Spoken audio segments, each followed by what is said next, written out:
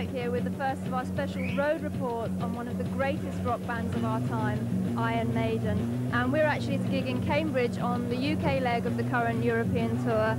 And I'm sure you'll agree that by bringing our cameras out on the road with the band, this is surely the best possible way to capture the very essence of Iron Maiden. We're talking going back to grassroots here.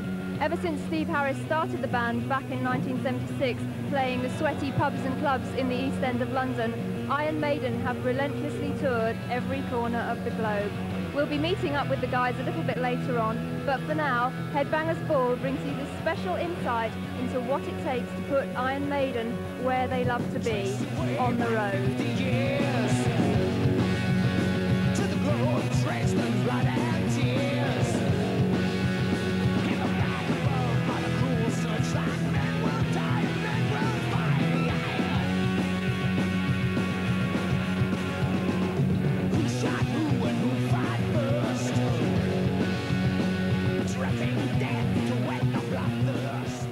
I'm the production manager, which involves coordinating all the departments, whether it be buses, trucks, the warring factions of sound and lighting. You can't put this here, I've got to have that space. The back line, just the flow of the work and the personnel.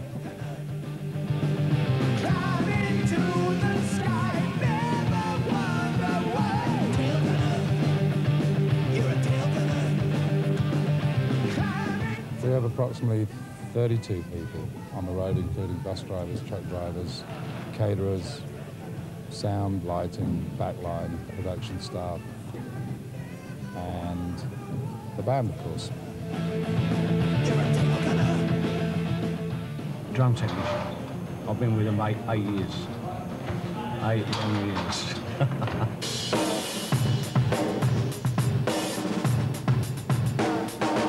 And they've got to be perfect, otherwise there's 12 cymbal stands and they won't go in place otherwise.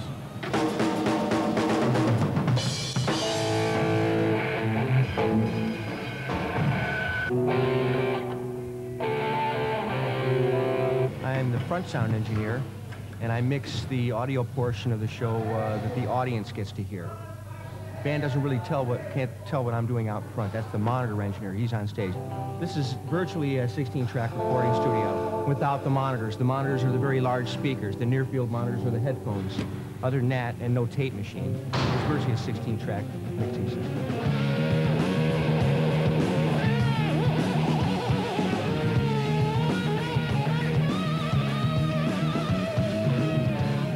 My job involves designing the lighting system for the band, operating the lighting and calling the spotlights, and just generally coordinating anything with the look of the show during the show time for the hour and 45 minutes that they play.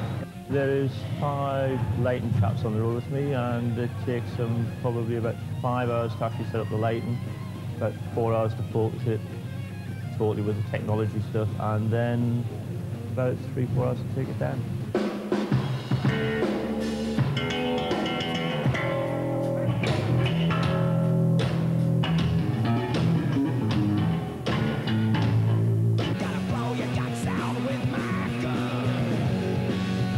Again, the menu tonight is chicken soup followed by port and cherry sauce with the duck. We start at 7 a.m. We could physically get there earlier from the last venue. We'd probably go even earlier.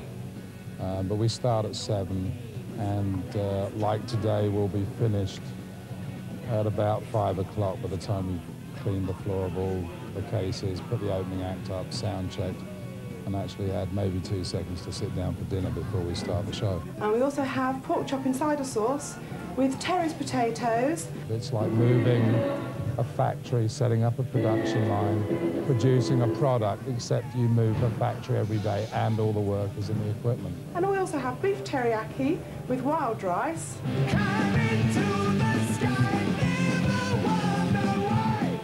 And stuffed cabbage leaves.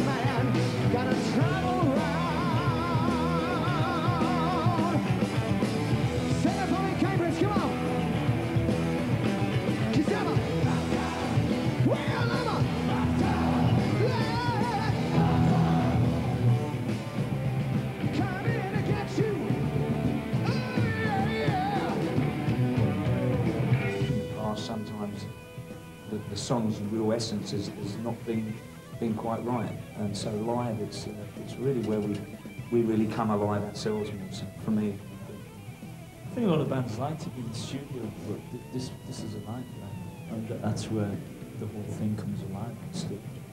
And a lot of bands would rather spend 6 months in the studio. This band wants to go out and play, and I think that's what they missed over the last 2 years.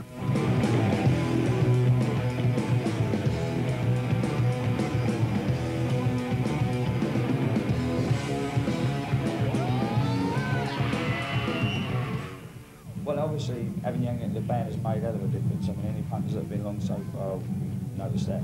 But purely, you know, playing-wise, I mean, it's a lot of, you know, full-pronged attack with 2 guitarists now, real, you know, right in your face guitar playing. And it's really, really exciting. I mean, and the amount that it's brought Davey out as well into sort of just being more into it and sort of feeding off Yannick, you know, it's made a hell of a difference. And I'm sure most of the punters agree with that, you know. It's put a supercharge in us. I think we were always a finely tuned 8-cylinder, you know, seriously fast engine, but he's kind of put the real supercharged kick to us.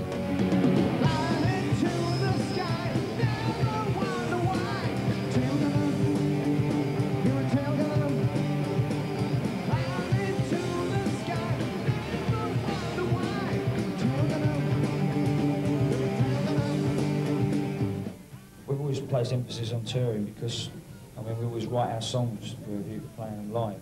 We've always been mainly live bands, so that's where we feel, you know, our best. Studios all very well, but, you know, we want to get out and play the punters.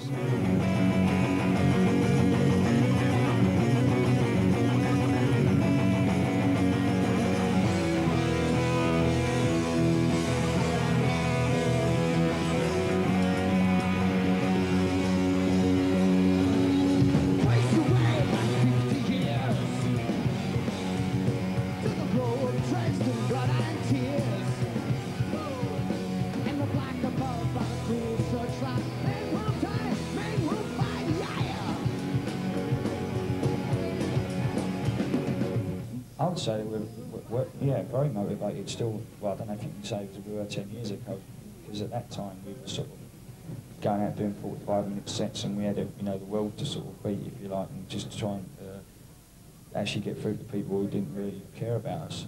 It was a bit different when you're going out headlining and punters actually coming to see you, and they know a bit more what to expect rather than, you know, when you're supporting. But yeah, I mean, we're still really hungry, and we wouldn't do it if we weren't. I think it doesn't matter how big the production gets or any of the rest of it. At the end of the day, it's 5 people playing on stage, and that's basically it. It's 5 musicians.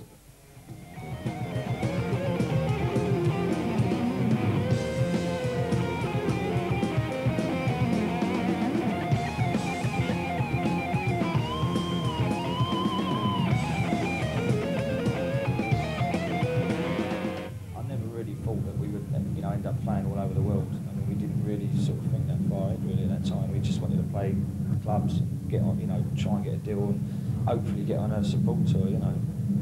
We didn't really sort of think too far ahead at that time. You know, we were sort of just more concerned just getting up and playing wherever it was.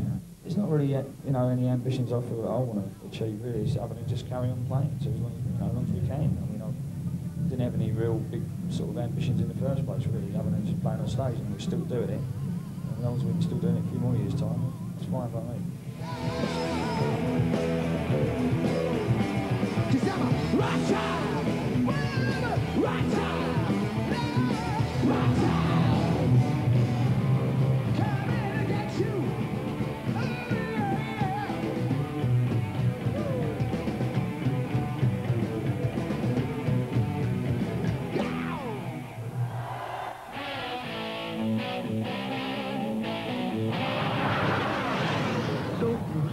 That guy's a karate expert.